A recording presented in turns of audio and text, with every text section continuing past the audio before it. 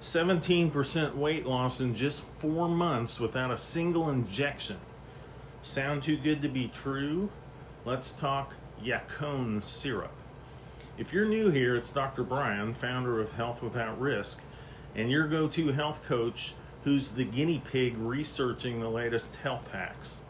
Today, I'm pitting Yacon syrup, a sweet root extract from the Andes, against the big guns, GLP-1 or Semaglutide injections. I've tried Yacon myself, and there's a 2009 study that'll make you wonder why Big Pharma isn't sweating. Spoiler, they're not going to fund this one. Let's dive into the science, my results, and how you can dose this for yourself. Yacon syrup comes from a tuber grown high in South America's mountains. It's loaded with fructooligosaccharides, or FOS for short, a fiber that tastes sweet but doesn't spike your sugar. So think 7 calories a teaspoon versus 50 calories for honey. Back in 2009, a rock-solid randomized controlled trial, yes, published in Clinical Nutrition, put Yacon syrup to the test. They took 55 overweight premenopausal women with insulin resistance, gave 40 of them Yacon syrup for 120 days, and the rest the placebo. The results were jaw-dropping. I'll get to those numbers in a minute, but first, how does it stack up to those pricey GLP-1 shots? The semaglutide drug injections are the darlings of weight loss for the past 2 to 3 years. They're injections that mimic a hormone to curb hunger and slow stomach emptying, help you shed pounds. The Step 1 trial in 2021 showed 14.9% weight loss over 68 weeks, about 0.4 pounds a week. Some hit 17 to 20% with perfect conditions, but here's the catch. Stop the shots and you regain most of the weight. Up to 2/3 in a year per a 2022 follow-up. Plus, it's $1,000 a month without insurance. And side effects like nausea or worse are not rare. It's powerful, no doubt, improving insulin sensitivity by 20 to 40%, but it's a commitment. So how does Yacon syrup hold up? Back to that 2009 study.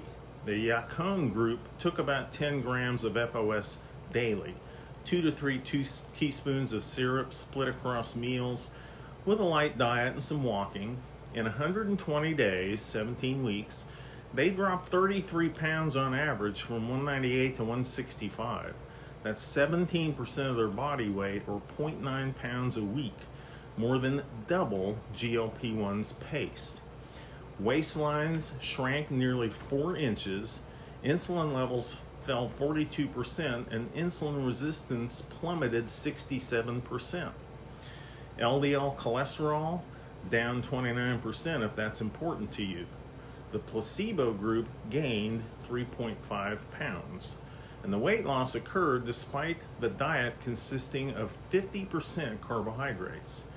Now, GLP-1 might edge out long-term, 68 weeks versus 17, but Yacon's speed and metabolic punch are wild for a $20-ish bottle. Sustainability, we don't know long-term for Yacon, but it's food, it's not a drug. Easier to weave into life than a needle.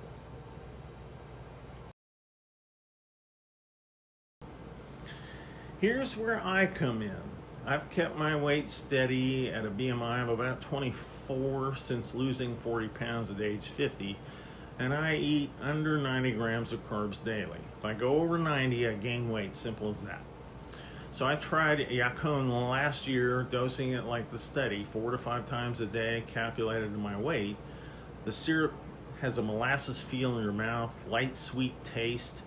I didn't need to lose weight, but I wanted to see if it would change my eating. And it didn't. My carbs stayed low, my weight held, no surprises. But here's the kicker. No bloating, no crashes, just steady energy. For someone like me, it's maintenance gold. If I'd had weight to lose, that 17% pace suggests I'd see results pretty fast without a $1,000 bill. So how do you dose this? The study used 0.14 grams of FOS per kilogram of body weight daily. Most Yacon syrups 50 to 70%, so let's keep it 60% FOS to keep it simple. Step 1, know your current weight and your goal weight. So let's say 180 pounds or 82 kilos, aiming for 150. That's 11.5 grams of FOS, 19 grams of syrup, roughly 4 teaspoons split across 4 to 5 doses before and between meals. Since it's a fiber, you take this 1 hour before meals to reach feeling fuller faster, and then it would be your snack between meals. At 150 pounds, 68 kilos, it's 9.5 grams or 3 teaspoons, and you go up a teaspoon every 15 pounds. Start low and ramp up to avoid gas or any other symptoms. And at $20 to $25 per bottle, it lasts about a month compared to GLP-1's price tag. You can also eat the tuber, and it's described as similar to eating a crisp apple that's been in the refrigerator. One guy described it as a cross between an apple, a watermelon, mild celery with a touch of pear. I haven't found Yacon tubers, but then again, I've never looked for them. Here's a brand that's widely available that you can look for, but there are several more from which to choose online.